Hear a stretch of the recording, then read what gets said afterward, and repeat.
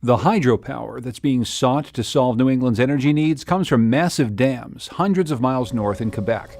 They're a point of pride for some and a point of suffering for others. We here in Quebec, the little French Canadians, we were building those huge dams.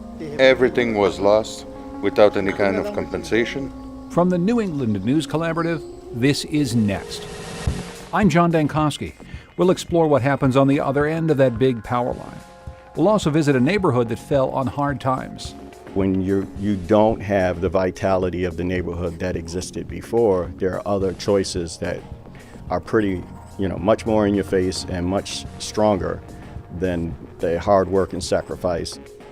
And we'll go inside the factory building that could provide it new life. Plus, beyond clam chowder and lobster rolls, what's on New England's menu today? It's next.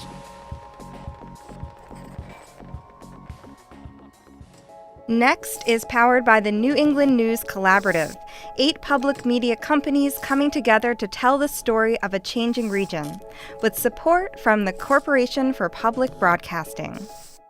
This is Next. I'm John Dankosky. New England has aggressive goals for renewable energy, but our high energy costs here push us towards a balance between the cleanest sources and the least expensive. Right now, nuclear and natural gas account for the biggest chunk of our energy production, and we're adding more solar and wind. But increasingly, policymakers and utilities are looking at our neighbors to the north. A vast network of hydroelectric dams powers the province of Quebec, with plenty of inexpensive energy to spare.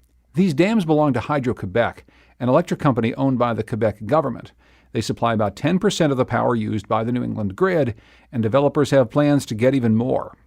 Several proposals were among the bids for a 20-year renewable energy contract with the state of Massachusetts, competing with wind and solar providers. At the end of January, Massachusetts picked just one project, the Northern Pass, a power line that would cut north to south across much of New Hampshire, owned and operated by the utility Eversource. But a week later, a decision by the New Hampshire Site Evaluation Committee brought those plans to a halt. The committee denied Eversource a permit for the project because it would, quote, unduly affect the orderly development of the region. With Eversource about to head into an extensive appeals process, Massachusetts has announced that they'll start negotiations on another project to connect to hydropower from Quebec, this time based in Maine. It seems likely that sooner or later, New England will be doing more business with Hydro-Quebec, but the story of that company is the story of a struggle over economic power, ancestral lands, and cultural pride that cuts deep in Quebec. Reporters Sam Evans-Brown and Hannah McCarthy traveled up north to bring us that story. They co-host Powerline. It's a series that's part of the NHPR podcast Outside In. We talked to them before the latest round of news about Northern Pass. Sam and Hannah, welcome to Next. Thanks so much. Thanks. Glad to be here. Before we go all the way north to Canada, let's start, Sam, here in New England. And we've talked about this before in our program. This idea that hydroelectric power from Quebec is a big part of the energy future here in New England. Can you talk a bit about who's making that argument that projects like Northern Pass are going to be good for New England? Well, it's really a lot of the policymakers at the highest levels of all these state governments, and you hear them making it for different reasons. I mean, Governor Paul LePage in Maine for a very long time has talked about connecting to the quote unquote cheap hydropower up north. Vermont is the one state in New England that has recognized hydropower as actual renewable energy. And then in Massachusetts, there's this law that was passed that has driven a procurement of 9.5 terawatt hours of electricity as a means of lowering their carbon emissions statewide. The idea of getting this power from up north, though, is not just going right across the border and having transmission lines from a project that creates energy just north of Vermont or New Hampshire or Maine, but you guys went a pretty long way. Can you give us a sense of the distances you traveled to see some of what Hydro-Quebec does? The first leg of the first trip that we took was a 14-hour drive up along the east coast of Quebec. And it's hard to communicate the scale of things. There's just so much open land. And that second trip that we took was approximately, I would say with coffee breaks, 22 hours north. And you're going along these incredible landscapes, and scents are shifting as well. I remember when we were on the Betsiemit River, the air was so perfumed that I said something to Sam like, it smells like a candle, which tells you exactly how experienced I am in the outdoors. But, the projects up north, they reflect the scale up there as well. For example, the Daniel Johnson Dam, that's a mile across. So it's huge. It's absolutely huge. It's enormous and creating an awful lot of electricity, which we'll talk about. Sam, I just have to ask you, though, we hear an awful lot about the cost of long-throw transmission lines through New England, no matter how we're generating, whether it's wind or solar or traditional, say, gas-fired plants. It's the building of the infrastructure to get power from one place to another that costs an awful lot of money. How is it, cost efficient to build transmission lines that go so far north to bring the electricity down? It's basically premised on the idea that these lines are going to be used close to their maximum capacity. And so we mentioned the 9.5 terawatt hour figure at the top.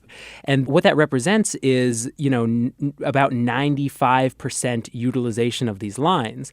And so that's one of the things that actually makes the creation of power lines to connect to, say, Maine's wind resources much trickier, is because a wind farm might be operating at 30% capacity versus the 95% you need in order to make these power lines make financial sense. You mentioned just how massive these dams are. Let's get a little sense here. We've got tour guide Eric Hamill.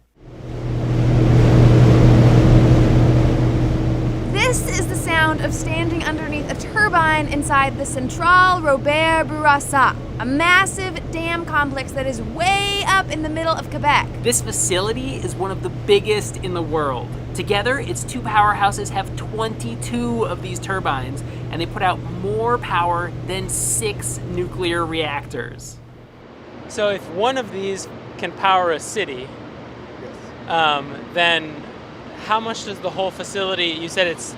Oh, that way, this is the equivalent of a town of close to 1.6 million people. A town of 1.6 million, that's an awful lot of people. How much of Quebec is powered by dams like these? Quebec gets 99% of its electricity from hydropower. And when we talk about electricity in the Northeast, you're thinking about light bulbs and computers and smartphones. But in Quebec, the electricity is so inexpensive that something like 70% of the homes actually heat their space with electricity. So, that would be very expensive down here in New England. But because the rates are so low in Quebec, many people have opted to install electric heat, even in that very cold climate. I think that what you just said maybe gets to the question of why hydropower is something that is so important to Quebec, but maybe something that's not as important as it once was to New England. We just don't have the types of resources that we used to. I mean, right now we're talking about tearing down old dams that haven't been in use for 100 years instead of building new ones, but they just keep building and keep generating hydropower up there. 3% of the world's fresh water is in the Quebec province. And so, they see this as their sort of their patrimony. That's something there to take advantage of to further the wealth of the province. And let's talk through that history. Hydro-Quebec is an electric company, but it's also something that's a bit bigger than that. Hydro-Quebec is part of the government of Quebec, and it's uniquely tied to the culture there in a way that you explore in this series that we don't really understand. I mean, we don't tend to have a positive relationship with our utility companies, but people in Quebec really love Hydro-Quebec. Tell us a bit about what you've learned. Yeah, so before the 1950s and 60s in Quebec, French Canadians, although they were the majority in Quebec, were kind of this economic underclass. So utility companies were really dominated by Anglican and American Canadian people. So with the establishment of the Parti Québécois and the nationalization of hydropower in the province, what you had happening was this massive power shift where suddenly French Canadians were in charge of their own massive utility, and it also meant that they were creating tons of jobs for these French Canadians to go work on these job sites where, say they'd worked at a hydropower facility before, they would be working at a facility where their language wasn't spoken. Now you had, French being spoken at all of these job sites. I want to play a piece of tape from one of your stories. with the political science professor. His name is Daniel Saleh. He's from Concordia University in Montreal, talking a bit about how the province came to own this electric utility. When I was a kid in the 1960s, they were building the Manicouagan Dam. I can remember that it was something really to be proud of, because we here in Quebec, the little French Canadians who were, just a generation before, were hardly able to amount to anything economically. We were building those huge dams. And you mentioned this a little bit, Hannah, but it really comes through in your reporting in your series that the everyday French Canadian, when you ask them about Hydro-Quebec, there's a real sense of pride, and we can't discount that. That's a real feeling that people in that province have.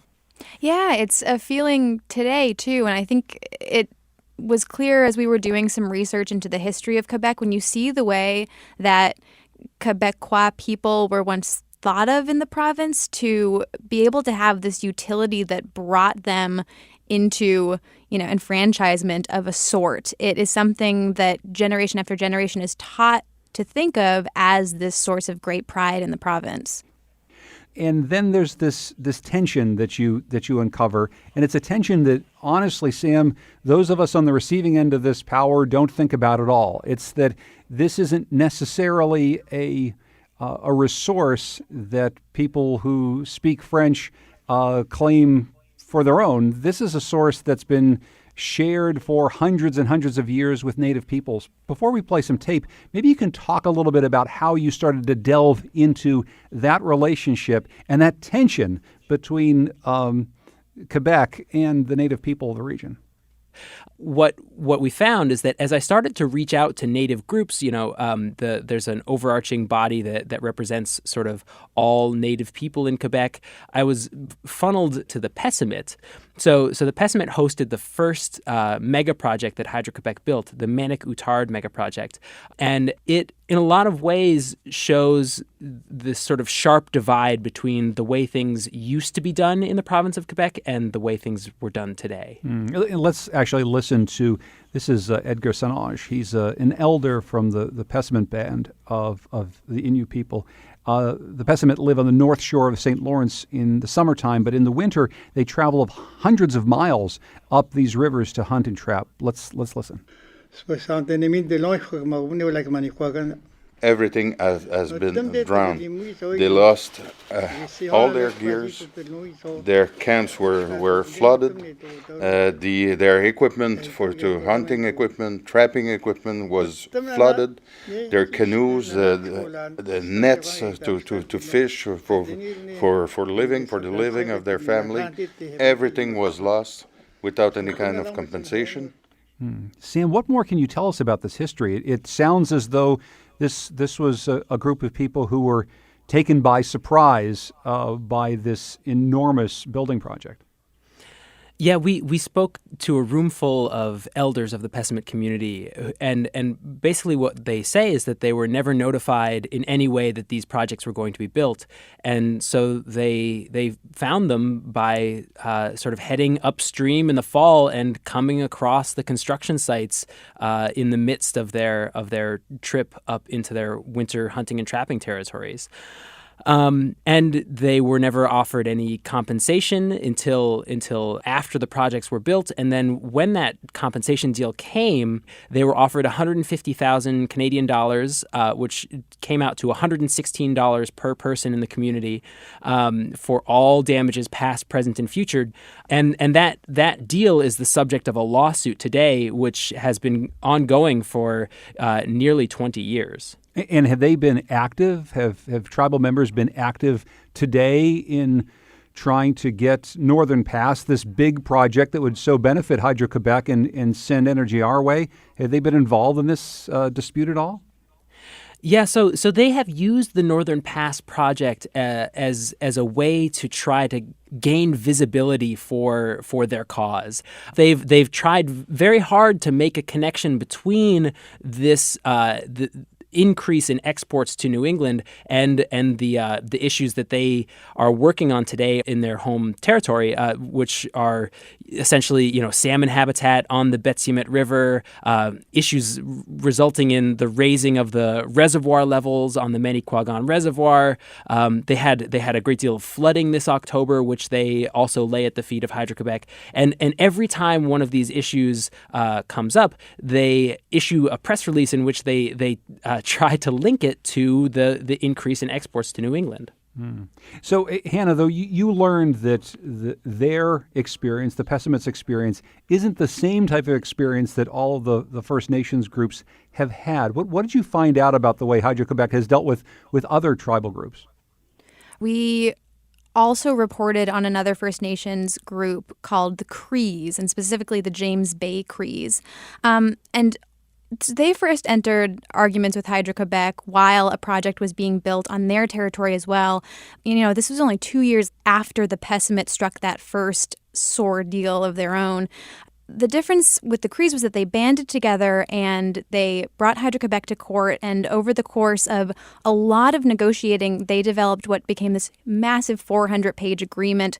And this is just full of provisions for local government and education and social services and future rights to negotiations, and also compensation for $135 million.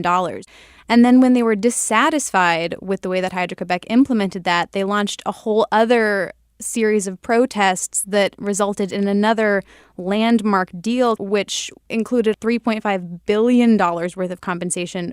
At least from what they're telling you today, Hydro-Quebec says they're acting as a different type of company than the one that took a lot of this land, worked against the interests of some First Nations groups back in the 1960s.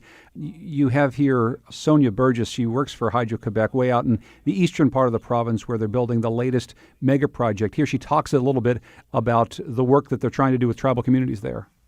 My job is to ensure that the agreement signed by the people of Equinetchit and the hydro objectives are met. They don't put up with any crap from hydro, They don't, and that's okay. They with every partnership, you want something, they want something, and we communicate. Do you guys get the sense that that's actually what's happening on the ground, that the tribal groups are able to communicate with Hydro-Quebec and they're really hearing their concerns? I would say in terms of Hydro-Quebec side of things, are they doing more than they've ever done before to communicate with and touch base with these First Nations communities? Yes, but especially in terms of the Pessimist, whether or not these First Nations people are getting what they want from Hydro-Quebec, I think is a little bit of a murkier question because they're so entrenched in all of their past grievances with the company. I'm wondering, Sam, if you feel as though the arguments that have been raised by Native peoples in your series and that have been made over decades are resonating at all with people here in New England who are making decisions about a project like Northern Pass and whether or not we should be taking electricity that's coming from an area that's been in so much dispute. I've talked to you about this before. I think about the place where I grew up in western Pennsylvania and West Virginia, where an awful lot of open farmland is being fracked for cheap natural gas. And when we expand natural gas here, we often say, well, it's a cheap commodity. But the fact of the matter is that something's got to happen on the other end of it. So is any of these questions about what's happening on the other end of hydro, is it resonating at all in New Hampshire today? Well, I'd say the answer to that is yes and no. And where you do see it resonating is with the opponents to these power lines. They are very happy to take the messages that Native communities in Quebec and other provinces supply to them and use them and integrate them into their messaging as part of their continued opposition to these projects. However, I think what I'm hearing from policymakers is that, really that is a decision to be left to Quebec. Sam Evans-Brown is host of Outside In. Hannah McCarthy is producer and co-host for this series.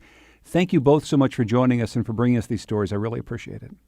Thank you, John. Thanks. You can find all 4 episodes of Outside In's special series, Powerline, along with photos, maps, and videos at outsideinradio.org/Powerline. You can also subscribe to Outside In and to this program, by the way, wherever you get your podcasts. Coming up, an old factory in a low-income neighborhood gets a new life, and this time it's not going to be filled with artist studios or high-end lofts. We'll find out what it is next.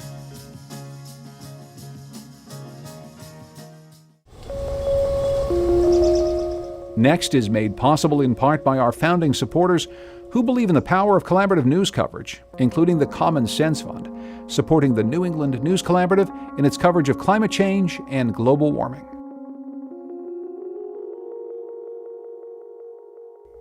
Many New England cities used to be manufacturing hubs. Workers lived near where they worked, and they supported the other businesses that sprung up around them. Today, old factories are puzzles to solve. What do we do with these things? Some can retain a bit of small manufacturing. Others are converted into high-end lofts, artist studios, even world-class art museums like Mass MoCA in North Adams, Massachusetts. The building that housed the Swift factory is tucked into a residential section of Hartford's North End neighborhood, and its industrial history is, well, it's a bit fancier than that of many textile or machinery mills in the region. Gold leaf was manufactured here for over 100 years. Gold leaf is thin, delicate, paper-like material, but it is real gold. Leaf produced at Swift adorned the dome atop the Connecticut Capitol building and decorated the lettering on the sides of local fire trucks. The company was owned by a white family, the Swifts, and the neighborhood, which had mostly white immigrant residents early in the 1900s, gradually became African American and West Indian. It still is today. The Swift factory closed in 2005. A nonprofit called Community Solutions took ownership in 2010, and they surveyed the neighborhood to figure out what to do with this site. North End residents said, well, they wanted jobs. The unemployment rate is roughly 21%. Health is also a major concern. Residents suffer from high rates of chronic disease. So on a visit last summer, I spoke with John Thomas, the project's community engagement manager, about what's to come. We started off by getting a feel for the neighborhood. So we're in Northeast Hartford. In spite of what the news reports say, we're not afraid to live here. It's still a very, vibrant community with, I have very strong ties here. Most of the people I know are hardworking people. In spite of the fact that, I like to say this about this community. If you're looking for trouble, you can find it very easily. But most of the time, trouble won't find you here. I'm the son of Georgians who came up here, not the country Georgia, but South Georgia in the southern United States.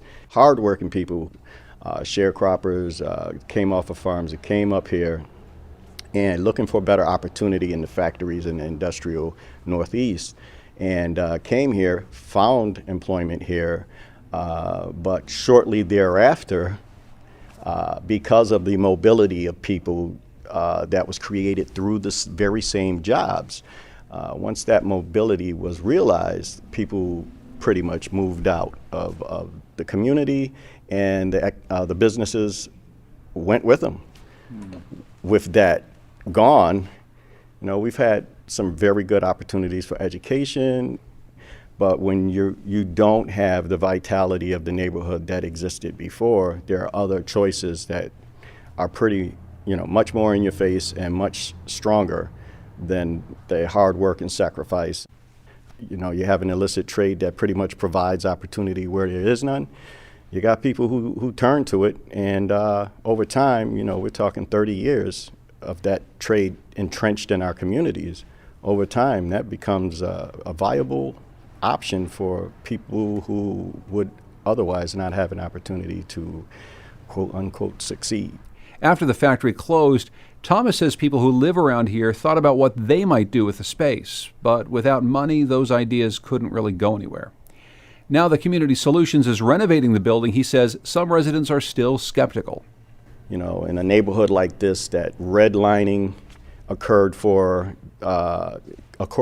in where people couldn't get bank loans, couldn't get the support, you pretty much assume that that's the state of things. So you don't look for opportunities that you believe don't exist. And then when, a group of And I'm the community engagement person, so to some people, I'm Uncle Tom. To some people, I'm just a poster boy for the powerful white people who took over the building. And so a major part of my job is to spread accurate information about the struggle that even this group of white people who I work with and for, our struggle. And not just the struggle of me working for this group, but the community struggle to realize the fact that this is a $30+ million investment in a community that has not been invested in over 30 years. Tell us about the opportunities that we'll begin to see right based around this building that's going to help to do some of what you hope to do. So the matrix of development that Community Solutions is offering here involves, bringing food production operations to the site. If I can mention Bears Barbecue, we're speaking with them to come in as a tenant, and Bears hires, a high percentage of formerly incarcerated people. And so that opportunity is central to what we want to do here. A health center for pediatric health is another idea that we have here. Indoor growing, some kind of indoor growing operation. A shared office space. I just want to ask you one more thing about that. So many of the ideas that you just laid out are things that in all sorts of communities around Connecticut, around New England, people are putting in old factory buildings like this because the space is so great. But I think this focus on food is really interesting. And I wonder if you can talk about that, whether it's indoor growing of things or large-scale production of food. Talk about why food is so integral to this. Well, we all have to eat, right? Food is an industry that isn't going to go anywhere. I can say as African Americans and Latinos, all people, everyone has a food narrative. So the African American food narrative is, closely tied to what people are actually doing here. So now I believe that we can reclaim that narrative in all of its aspects, even the soul food aspect. And I can tell you, I realized a short while ago that I could eat myself to health. And I'm dealing with people with high blood pressure, obesity. People don't realize that chronic illness is killing more people in this neighborhood than the bullets that fly around here due to arguments. Architect Patrick McKenna is the project manager. He says there's another reason for the focus on food. Jobs in the food business, in the food sector, are accessible to people in this neighborhood who might not have finished high school or might have other barriers to employment. The high school graduation rate here is only about 38%. So there's no point in us bringing in high-tech manufacturing jobs that you need master's degrees. Jobs in kitchens and in restaurants are available to people in this community. McKenna is also in charge of giving tours of the factory, a 2-story building that was expanded bit by bit from 1895 to 1948. And as we'll see, there's a lot of work to be done before the building can be turned into a food hub. Holes in the floor need to be patched, lead paint and oil needs to be removed for starters. But outside on the lawn next to the building, there's already something food-related going on, a vegetable garden. The Hartford food system run an urban farm here. They've been growing on this site for 6 years now. So they grow here. They put up a greenhouse a couple of years ago, and they use the basement of our office as storage for their mobile market. It's an old school bus that's painted and drives around the neighborhoods selling produce. So I'm not personally with my hands in the dirt, but they have garlic over on the far side, which they're just started to harvest. You can see it kind of on the table there. There's a lot of greens here, kales and collards. We head back inside to the echoey industrial space of the Swift factory. It's pretty rough. Broken windows, peeling paint, debris everywhere. History, too. So with it being a gold leaf factory, when you've got gold, you need vaults. This is one of the vaults. So if you want to come around here, watch your step. There's some broken glass and uneven floors. Left. This is the Big Daddy vault, I like to call it. The walls are over 2 feet thick, and like an elevator shaft would be now. This was built, before the building, and then the building was built around it. You're welcome to take a look inside, but we're pretty sure they didn't leave anything lying around. Yeah, it's a pretty cool space. This is a really cool space. So, as part of the refurbishment, obviously we're going to keep the vault. Even if we wanted to, we couldn't get rid of this vault. Boy, as an architect, you must be just excited as hell. This must be just like a playland of things to look at, play with, figure out how to make work. Yeah, no, I like to think of as architecture as this, as I mentioned, kind of solving these three-dimensional puzzles, and I'm a sucker for kind of old industrial buildings. So yeah, I'm super excited about it. The vault, of course, was important for a business that's all about gold. McKenna takes us to a vast, high-ceilinged room with some hulking machinery still in it. So this is the gold leafing department. The gold was taken out of the vault that we were just in, and it was brought over to the furnace here, the little building, little machine in the corner. It was melted there. It was extruded and rolled out on a series of rollers that they've taken away. And it was rolled out to a ribbon that was about 1 inch wide and 1/1000th of an inch thick. And they cut that into 1 by 1 inch squares, and then they started to work on it. And they layered it up on parchment paper, 4 by 4 inch parchment paper. And they had a stack maybe 3/4 of an inch to 1 inch high, and it was beaten by a series of mechanical hammers. They beat that gold until that 1 by 1 inch square filled the 4 by 4 inch square. And they took it apart, peeled it apart, cut up the gold into 1 by 1 inch squares again, layered it up on 4 by 4 inch parchment paper again, and then repeated that process 3 times until that gold was 3/millionths of an inch thick. So you could hold it up and see light through it, even though there would be no holes in it. And so then they took that and they kind of pressed it and made it into a little book, and that was the product that was used on the state capitol buildings, signage and railroad companies. That gold leaf was handled by workers like Anna Smith. She's here for a tour, too. It's the first time she's been inside since she worked here in the early 1980s. Just forget my name is Anna. A lot of people doesn't think that I was usually a black person.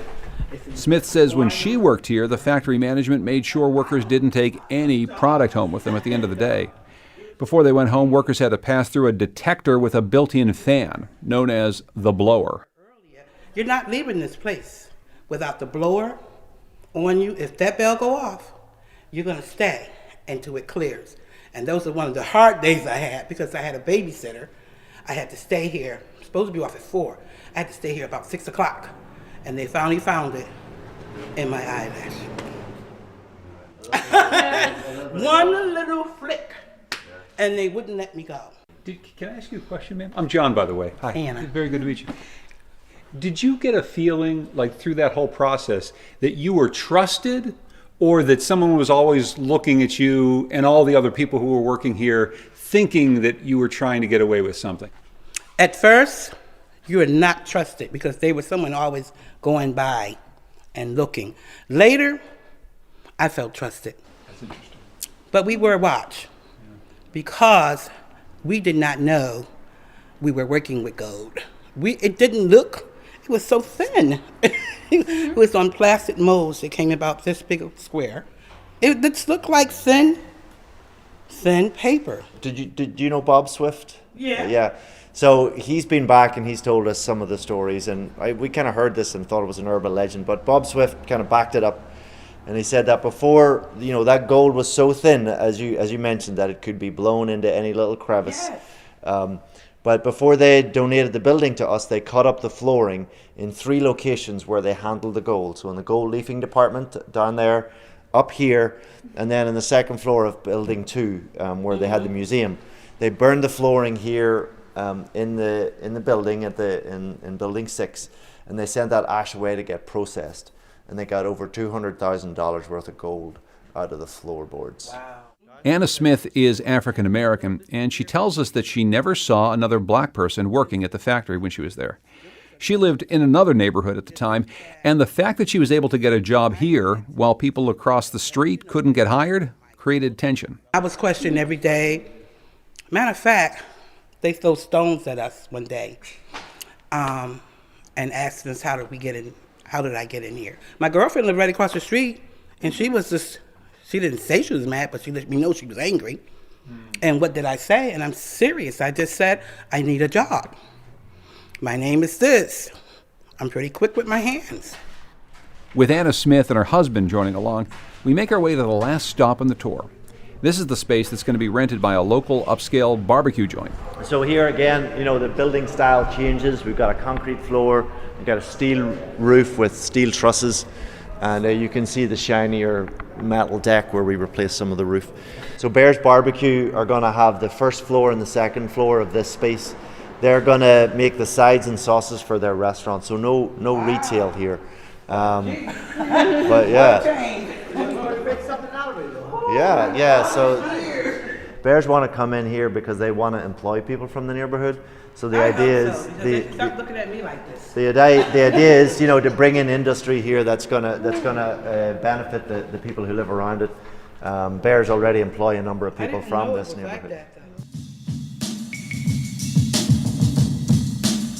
Community Solutions is planning to begin renovations at the Swift Factory building this spring. For pictures from our trip last summer, go to nextnewengland.org. Coming up, the foods of New England, from the humble to the sublime. It's next.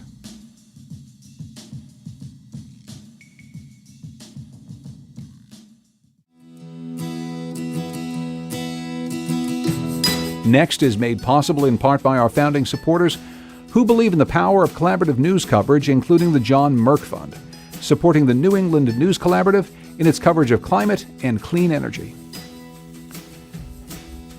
Local has become the most important word in the world of New England food. Think local grass-fed beef or locally made sheep's milk cheese, even the restaurants that proudly name the farmers that grow their food locally. Amy Traverso is a senior food editor for Yankee Magazine and NewEngland.com, and she's been watching these trends for years. She's an expert in New England food and an advocate for it. She says chefs and food producers are challenging the notion that New England's traditional foods are stodgy and boring. Think dishes like lobster on black rice with brown butter aioli or baked beans with pomegranate molasses. Traverso is also in charge of giving out Yankee Magazine's annual Editor's Choice Food Awards, now 5 years in the running. The winners are announced each fall in time for the holiday season, and I spoke with Amy in December of last year. Amy, welcome to Next. Thanks for having me. It sounds like a fun job. Can you tell us what the senior food editor of Yankee Magazine gets to do? Yeah, I almost feel guilty talking about it because it is a really, really fun job. So I cover all the food content for Yankee and our website, newengland.com. It's not a lot of intensive restaurant reviews. It's more writing about kind of the quirky New England-y iconic places. When you say New England-y, what do you mean? What are you thinking about when you think of New England-y food? With everything we do with Yankee, we want our coverage to have this really strong sense of place because we know New England lives in people's imaginations, even if they're not living here. Half of our readers live outside of the region. So this is a place where people have deep emotional connections to. So I'm looking for any kind of a restaurant that somehow sort of pulls that cord. One of the things that I think is exciting about food in New England right now is I see chefs kind of re-embracing some of those traditional foods again, without shame and with a bit of a modern spirit, maybe doing modern interpretations of these dishes that I think for a long time people felt were a little bit stodgy and uninteresting. Maybe you can talk a bit more about that, about how you make something that many people feel is stodgy and uninteresting, the traditional New England cuisine. How do you make it alive for the 21st century?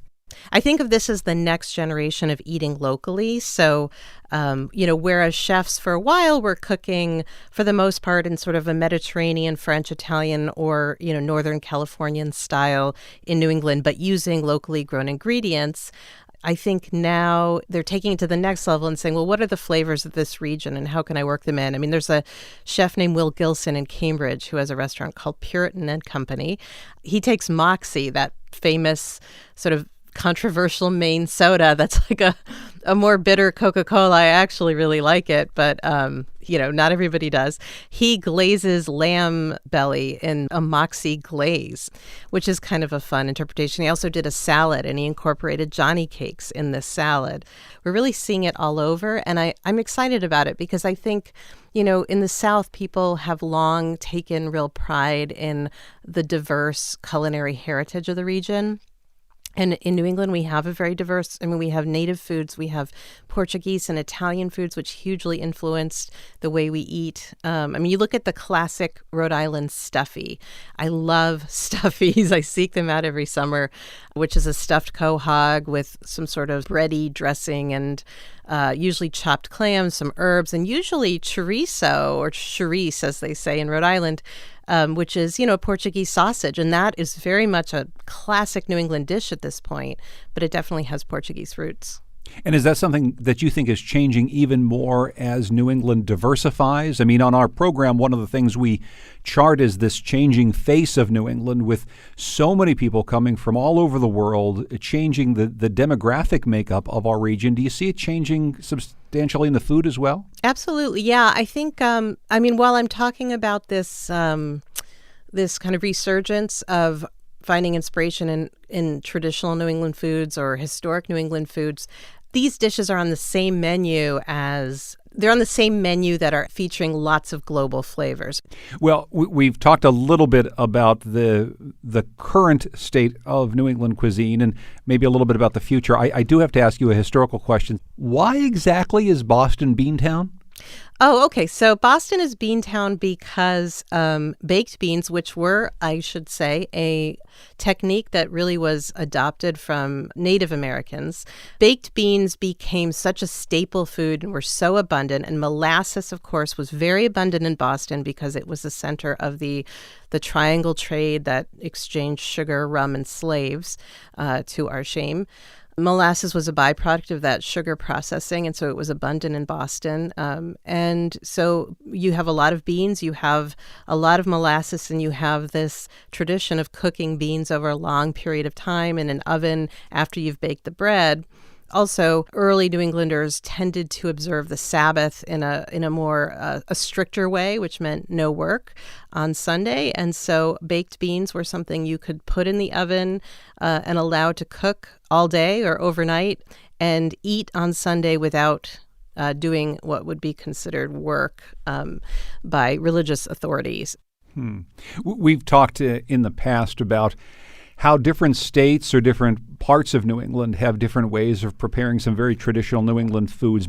A famous one is the lobster roll. In Maine, they make it with mayonnaise for some reason. And here in Connecticut... Oh, I know what your loyalties are. Here in Connecticut, we make it in a hot buttered roll. It's a very different style, and there's, of course, variations in chowders. What are some other examples of some famous foods around New England in which you might find something a little different in one place than another? So let's see. Well, we see, for example, in Connecticut, I'm a Connecticut native. We have the grinder. Other people call it the Subway sandwich. We call it the grinder. In Portland, Maine, they have what's called the Italian sandwich, which is basically a sub with Italian cold cuts. Then there's variations on pizza. You've got your New England pizza, which is, traditionally cooked in a charcoal oven, pretty well done. You would say charred, not burned. Often, with a really nice tangy tomato sauce. Whereas, south of Boston, you have something called bar pizza, which is like a really delicious tradition on the South Shore. It's kind of greasy and fluffy, but crisp bottom. Do you have a weirdest food that you found as you travel New England, something that is particularly New England, but also kind of strange? This isn't strange to me because I grew up here, but I was once having dinner with a couple of Brits who are really well-traveled. They go all over the world and they eat everything. And we were at the Union Oyster House in Boston because they wanted to have that like classic New England thing. And they ordered steamers, and the guy took out his notebook and he wrote down in great detail this bizarre food that he was eating. And it hadn't occurred to me how weird steamers are. When you think about the weird neck and the rinsing off, the sand, and then the butter. It's an odd kind of food. Let's talk about these New England Food Awards. Tell us about the criteria that you have. What is it you're looking for? The idea of the Food Awards is, restaurants are really only half of the equation of what makes New England such a great place to live and eat. The other half is ingredients, and whether that's gorgeous produce or seafood that we're getting or meat or, any of the kind of farmed or raised ingredients, but also the products, the made ingredients, particularly ones that are made in smaller scales by really talented artisans who are in it for the love and in it maybe to save a family farm. For example, this year, this is one story that I find really charming. There is a little chocolate shop called Vicuña Chocolate. It's in Peterborough, New Hampshire. And a young woman named Neely Cohen, who's a really talented pastry chef, she actually won Food Network's Sweet Genius competition a few years ago. She opened a bean to bar chocolate shop. And bean to bar means you're literally starting with beans imported from somewhere in the equatorial regions of the world, and you are doing the whole blending, tempering, sorting, cracking, winnowing process. Neely created this company, was making wonderful chocolates. And this past year, she decided she needed to kind of stretch her wings, and she moved overseas and sold the business to these two recent high school grads. They, along with their families, have bought this business and are keeping the bean to bar thing going and making really wonderful chocolate. So I love finding these little businesses that are working really hard, especially when it's like a cheesemaker, because for a lot of New England dairy farmers, it's really hard to make a living simply producing milk that you're selling on the commodity market. And a lot of farmers have found the only way to keep a dairy business going is to have a value-added product like cheese, which you can sell for more money. And yes, these cheeses are not cheap. This is not supermarket, foil-wrapped kind of American-style cheese. But when you buy a quarter of a pound of this cheese for $5, you're not only supporting the making of a delicious product, but you're keeping a farm alive, you're keeping green space in our New England landscape, which we value so much. Do you think that there's such a thing as authenticity in New England cuisine, or is that kind of gone by the wayside with all of the people coming from all over the world changing the way in which we eat and think about food? I think there is still a lot of authenticity. I mean, it's a tricky word, what is authentic, and we could do a whole segment on that. But boy, on my travels, I will wander into, a diner that the same family's been operating for 60 years, and they've mastered grape nut pudding. Just this weekend, I was in Connecticut eating hamburgers at Shady Glen, or cheeseburgers where they, melt the cheese on the griddle. They kind of drape the cheese over the cheeseburger so that the cheese actually hits the griddle and cooks and becomes crisp and brown, and it's almost like a chip. And they've been doing this since the 40s. That, to me, is a totally authentic experience. Anything that people are cooking from a tradition, to me, feels authentic. I think when you get into higher end dining, I think it gets a little slipperier if people are cooking from, a multitude of global influences and trying to kind of keep up with food trends and do what is expected of a fine dining restaurant. I mean, it depends on how you define authenticity. I think it's authentic talent, authentic technique, really great ingredients, but maybe it's not that same kind of warm bath feeling you get when you go to a place that is cooking from a longstanding tradition. I've got one last very unfair question to ask you, which is, if, let's say, you were cast out of New England, you couldn't live here and be the senior food editor for Yankee Magazine, and you had to live elsewhere, and you wanted to have one last really New England-y bite of food, what would it be? So last summer, summer before last, I went on a 6-day road trip up the Maine coast in an RV with my family in search of the best lobster roll in Maine. And the place that sort of really hit it for me was McClune's Lobster in South Thomaston, Maine. It's sort of mid-coast Maine near Rockland and Camden. And it is, if you were to close your eyes and imagine the platonic ideal of a lobster shack on a cove where the boats are coming in with fresh lobster and there's a view of islands and the sun sparkling on the water. So it'd be like Moxie, a lobster roll, and a slice of pie. That would be it for me. And then I'd cry, and then I'd be on my way. It sounds pretty good. Amy Traverso, senior food editor, Yankee Magazine. She's judge of the 5th annual Yankee Editor's Choice Food Awards, and we'll have more information on our website, nextnewengland.org. Amy, thanks so much. I really appreciate it. This has been fun. Thanks. To see a slideshow of the winners and learn more about the food awards, visit our website. That's nextnewengland.org. Next is produced at WNPR by Andrew Maraskin. The executive producer is Katie Tolarski. Production help this week from Ian Fox. Our theme music is by composer Todd Merrill. Hear more of his music at toddmerrill.com. And thanks to Goodnight Blue Moon for their song New England. Follow us on Twitter at Next New England to keep up with news from the region throughout the week. The New England News Collaborative is funded in part by the Corporation for Public Broadcasting with support from Douglas Stone and Mary Schwab Stone through the Smart Family Foundation of New York and the Melville Charitable Trust. Next is powered by WBUR Boston, Vermont Public Radio, New Hampshire Public Radio, Maine Public Radio, Rhode Island Public Radio, WSHU Public Radio Group, New England Public Radio, and Connecticut Public Radio.